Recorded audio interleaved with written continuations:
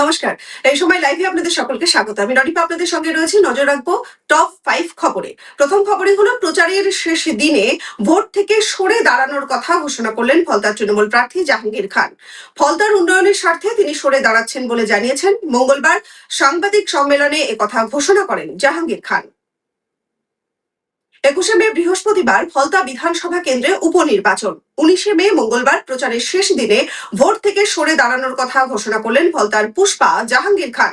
এদিন ফলতায় ভোট প্রচারে এসে জাহাঙ্গীর খান এবং তৃণমূলকে আক্রমণ শানালেন মুখ্যমন্ত্রী শুভেন্দু অধিকারী।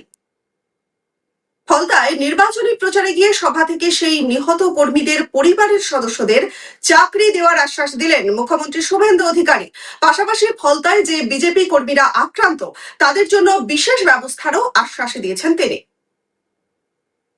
সরকারি দপ্তরের খরচ কমানো এবং প্রশাসনিক দক্ষতা বাড়াতে রাজ্য জুড়ে কড়া নির্দেশিকা জারি করল নবান্ন। ডিজিটাল কাজ, পেপারলেস অফিস এবং স্বদেশী পণ্যের ব্যবহারে বিশেষ জোর দেওয়া হলো। 22শে মের মধ্যে সমস্ত দপ্তরকে অ্যাকশন প্ল্যান জমা দেওয়ার নির্দেশ মুখ্য সচিবের। মঙ্গলবার আরজিকর সংক্রান্ত মামলাগুলির শুনানি হলো। কলকাতা হাইকোর্টের বিচারপতি শম্পা সরকার এবং বিচারপতি তীর্থঙ্কর ঘোষের বিশেষ ডিভিশন বেঞ্চে এই শুনানি হয়। শুনানি যতদিন চলবে ততদিন ঘটনাস্থল সিল করে রাখার নির্দেশ ডিভিশন বেঞ্চের। টপ 5 খবর নিয়ে এতক্ষণ আমি রনিপা ছিলাম আপনাদের সঙ্গে। নজর রাখুন এই সময় লাইভের ইউটিউব এবং ফেসবুক পেজে।